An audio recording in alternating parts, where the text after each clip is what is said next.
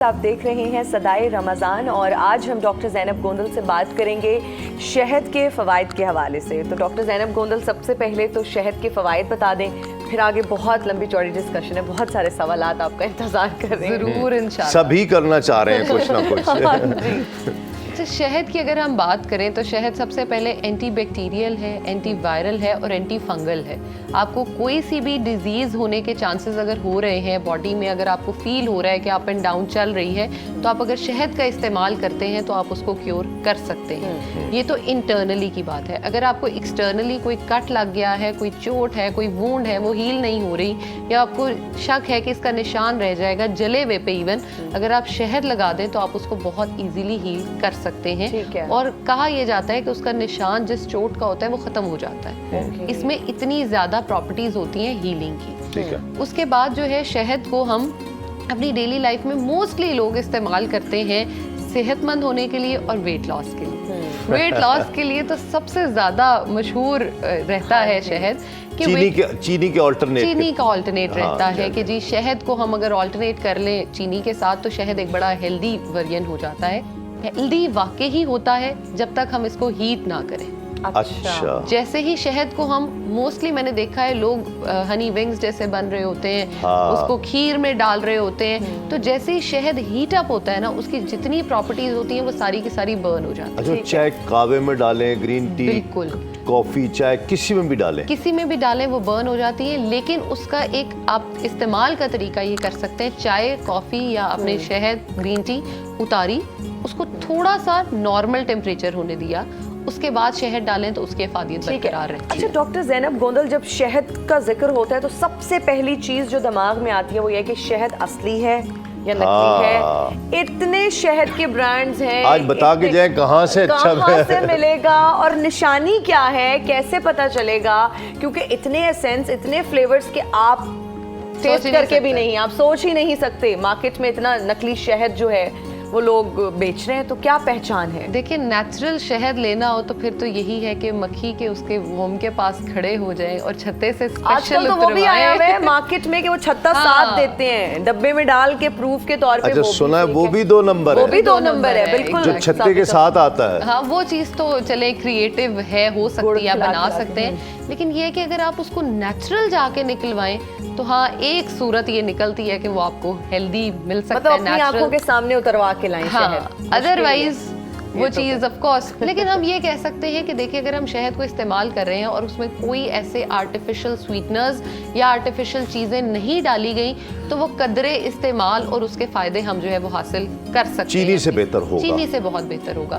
लेकिन अब हम देखते हैं कि शहद जो है वो जम जाता है, और जब वो जम जाता है उसकी क्रिस्टलाइजेशन होती है तो उसके अंदर में चीनी बाकायदा नजर आती है कि हमने उसके अंदर चीनी ही डाली हुई है उसको मीठा करने के लिए।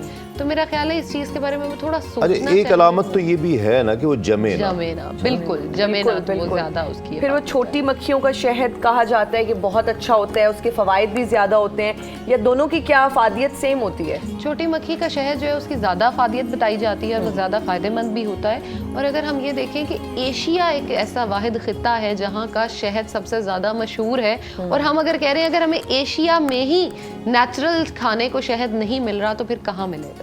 पूरी दुनिया में सबसे ज्यादा प्रोडक्शन एशिया में है इसकी। और अगर हम डेली बेसिस पे इस्तेमाल करते हैं तो हम कहते हैं शहद के इस्तेमाल से हम एंटी कैंसरस है, अपने कैंसर को जो है वो हम क्योर कर सकते हैं। तो फिर कैंसर इतना ज्यादा क्यों फैल रहा है हमारे मुआशरे में? जैसे हमें कहा जाता है कि नबी पाक सल्लल्लाहु अलैहि वसल्लम ने कहा है कि शहद अगर आप डेली बेसिस पे इस्तेमाल करते हैं तो मौत के अलावा सारी बीमारियों का हल इसमें ही मौजूद है। तो सारी बीमारियों का हल है तो फिर बीमारियां और आजकल शहद खा के बीमारियां लग रही हैं। शहद खा के बीमारियां लग रही हैं, बिल्कुल ऐसा ही है। अच्छा, जो सुबह गर्म पानी में निहार मुंह शहद और लीमू जो है बड़ा वेट लॉस का है। अच्छा देखिए, ये वाकई है ऐसा?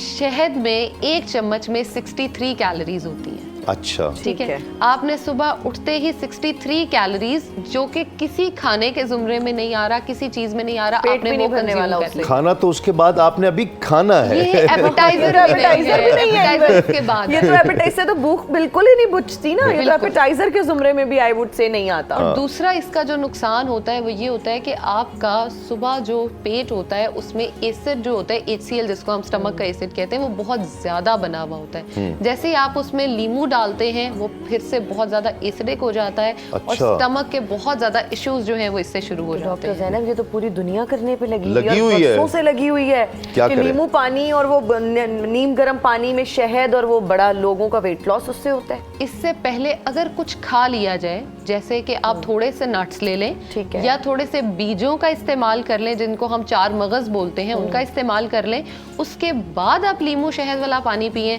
तो हाँ, उसका फायदा जो है वो हम ले सकते हैं। ये शहद के अंदर आप कलवंजी डाल लें और आधी चम्मच का इस्तेमाल करें, उससे आपका वजन बिल्कुल कम हो सकता है। लेकिन आप जो अभी कह रही थी ना कि वो जब हीट हुआ तो फिर तो फायदेमंद नहीं है। बिल्कुल नहीं है, तो वो गर्म पानी में जब आया शहद तो वो तो फायदेमंद नहीं रहा। फायदेमंद नहीं रहा। लेकिन हम ऐसा क्या खा रहे हैं जिसका हमें फायदा है? आप ये भी तो बताएं। हम सुनी सुनाई बातों पे चलते हैं, जैसे अभी हिना कह रही हैं, सदियों से चलता आ रहा है कि नींबू पानी और शहद पीने लग जाओ, तुम्हारा वजन भी कम हो जाएगा। सब कहते हैं जी, और सब दूसरा, सब जिसकी भी शादी होती है ना, हम उसको ये टोटका जरूर बताते हैं कि तुम पियो, तुम्हारा चेहरा बहुत निखर जाएगा, तुम पतली हो जाओगी।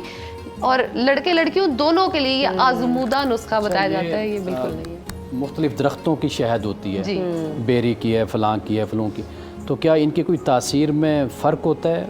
बिल्कुल इनकी तासीर में फ़र्क आता है, बल्कि इनकी अफादियत में बहुत ज़्यादा फ़र्क आ जाता है। जैसे आपको देख के ही मुझे याद आ गया, शुगर के पेशेंट्स के लिए मैं बता देती हूँ।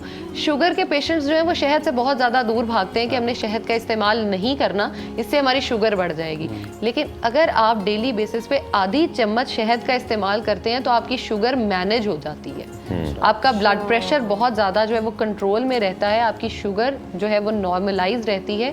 और उसके साथ साथ अगर किसी और बीमारी, जैसे शुगर की हम मेडिसिन लेते हैं, उससे बाकी बीमारियों के होने के चांसेस बढ़ जाते हैं, तो अगर हम शहद का इस्तेमाल करते हैं तो उन बीमारियों से भी हम बच यानी सकते कि हैं। शहद किसी भी दरख्त का हो, बिल्कुल किसी का भी खाया जा सकता है। बेरी का कहते हैं वो ज़्यादा महंगा होता है, तो वो बेरी की कहा जाता है कि ज़्यादा अफादियत भी होती है, और जो है उसके लेकिन बेरी का तो उसमें कोई असर नहीं होता। मेन नहीं तो होता। जहाँ से वो अर्क ला रही होती है बिल्कुल। ना, वो चीज़ होती है। जी हाँ। जैसे अभी मुझे पहले जो है वो बता रहे थे साबरी साहब भी, बड़ी एक मजे की ये डिस्कशन थी कि रूमी साहब ने भी ये लिखा है कि जी, मौलाना रूम ने लिखा है कि जी, जैसे ही वो शहद की मक्खियों से पूछा गया कि तुम लोग कहाँ से लाते हो, उन्होंने कहा हम रस जो है उसका चूस के ले आते हैं। तो उन्होंने कहा कि वो तो खराब भी होते होंगे, कोई फूल खट्टे कड़वे भी होते होंगे। तो उन्होंने बताया कि जी, हम दरूदे पाक पढ़ते हैं तो वो मीठा हो जाता है।